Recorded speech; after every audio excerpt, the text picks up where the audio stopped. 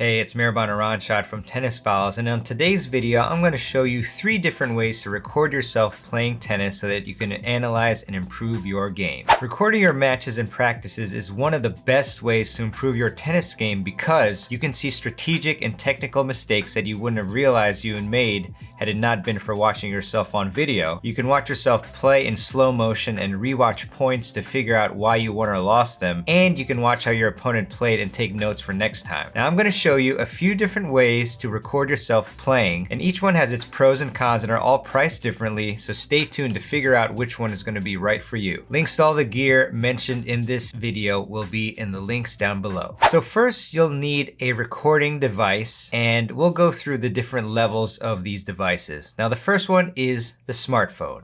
Now everybody has a smartphone. I have an iPhone 12 that takes really fantastic video, so you certainly don't need the latest and greatest. The pros of using a smartphone is that everyone has one. They're easy to use, they're portable, and you'll never forget it. And you can also easily set it to slow motion. Now some of the cons of using a smartphone include battery drain, limited memory, especially if you record in higher quality 4K or HD. The smartphone is also less durable unless you have a really good case, and you can't use your phone while you're recording. And the additional cost of using a smartphone to record is going to be zero unless you somehow don't have a smartphone, in which case, please check the year. And this is what recording from a smartphone will look like.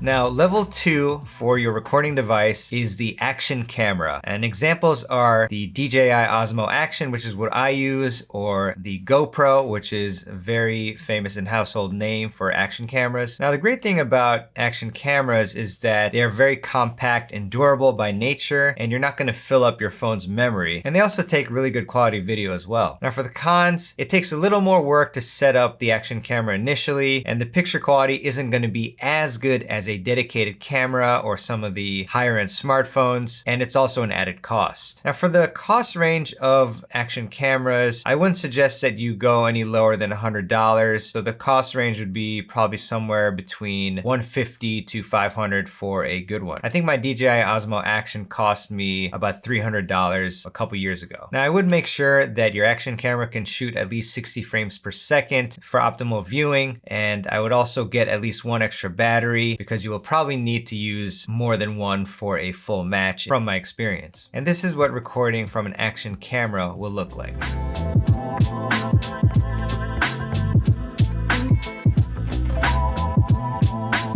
Now level 3 of the recording devices is the DSLR, or the mirrorless camera, or video camera. Now examples of this are the Sony a6400, which is what I use, and they have an updated version of this. I think it's the a6600. Also the Canon M50 is a reasonably priced one, along with the Canon T7i. Now the advantages of using a mirrorless camera, DSLR, or video camera is that you're going to get the best quality image possible. You can also get interchangeable lenses for different focal lengths and better quality for the cameras, and you can also use them for vacations and family trips. The disadvantages of using a professional camera or video camera are that they are the least portable of the 3 choices or 3 categories, and they are the most expensive. Now the cost range for a pretty solid camera or video camera is going to be $400 up to several thousands of dollars. Now my suggestion is, when you get one of these devices, if you do, that they have a flip out screen so that you can see yourself while recording to make things easier. And I like cameras better than video cameras because they're more compact and you can change lenses on cameras and take pictures, which you can't do with most video cameras, at least the ones that I know of. And as with an action camera, you definitely do want to buy at least one extra battery as well. Now as mentioned, I use a Sony a6400, which cost me about $1,000 at the time and came with a pretty good zoom lens as well. And this is what recording from a mirrorless camera will look like.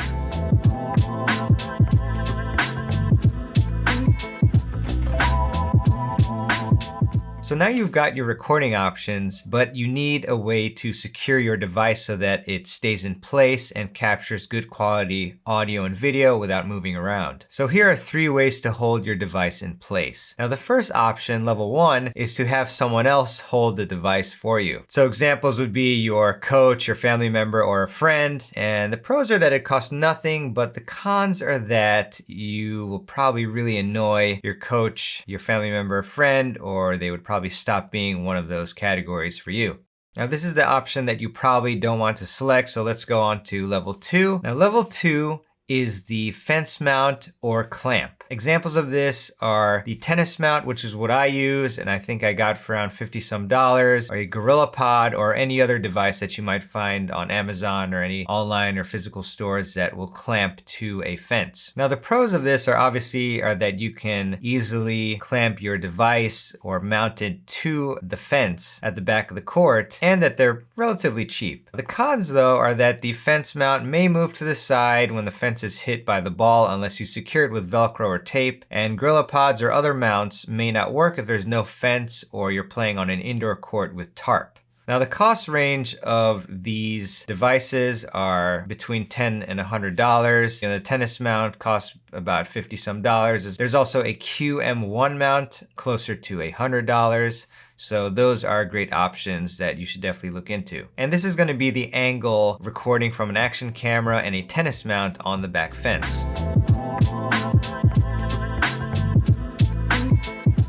Now level 3 is going to be the tripod, and examples of this are the Amazon Basics tripod, which I bought I think way back in 2015 for under $20. There's also Manfrotto tripods that cost several $100s, and there's many other options in between. Now the pros of using a tripod is that they're stable, and there's also other uses outside of tennis if you want to secure your camera to take photos or videos of other activities. The cons are that tripods are heavier and they could topple over if you set them up at the baseline or any other part of the court and a player crashes into it or a ball is hit very fast into it and the tripod is weak. Now the cost range of tripods are anywhere between $10 to several $100s. As I mentioned, Amazon Basics under $20, and there's a lot of different brands that you can check out. Now I currently use a K&F Concept brand tripod, which I think cost me around $70-ish and has been really fantastic and a solid choice for me. And if you're using your phone on a tripod, then you're gonna need a phone adapter for it. And the same goes for using a tennis mount or QM1 mount as well. And this is going to be the angle recording from a camera and tripod at the back fence. So what is my recommendation? My top recommendation for you, as long as you have the funds available, is to use your smartphone plus a fence mount, such as a tennis mount or QM1 mount. The reasons why are you already have a smartphone and the cameras on your smartphone are so good nowadays, and the fence mount is going to help you put the phone out of the way from danger and at a good angle to record. Now the cons are that your phone battery may be zapped pretty quickly, so you'd want to bring a portable battery charger that's relatively inexpensive, and you can use your phone while recording, but you shouldn't be doing that anyway. Now my second recommendation, if you have some more money to spend, would be to get an action camera and use that along with a fence mount, because with the action camera, it's much more durable than a smartphone. You'll also be able to add more memory to it in the form of an SD card, and it's also a more compact and versatile device. So when I film myself playing, I always use a small action camera, the DJI Osmo Action, plus the tennis mount, and I clamp the DJI Osmo Action to the fence mount, and then I record myself playing, and it works out really well for me. And that way I won't have to worry about my smartphone or expensive camera being knocked down off of my tripod that's on the court. I would also definitely do your due diligence, because some action cameras may overheat versus others, and so you'll definitely want to do some research. That is actually why I got the DJI Osmo Action, because at the time at least, I was reading that the GoPros would overheat more often than I would have liked in terms of volume of reviews from other people who use it. And some other things to note are that if you record on a court where a tennis mount or clamp won't work, you'll have to use a tripod, and action cameras can be mounted on tripods as well, but an adapter would be needed. So question of the day, let me know in the comments below what you use to record yourself, what device, and how you secure it so that it doesn't move. Now, if you want to learn some awesome singles drills to improve your match play, then click on the link to the video on the screen. Thanks for watching, and I'll see you on the next video.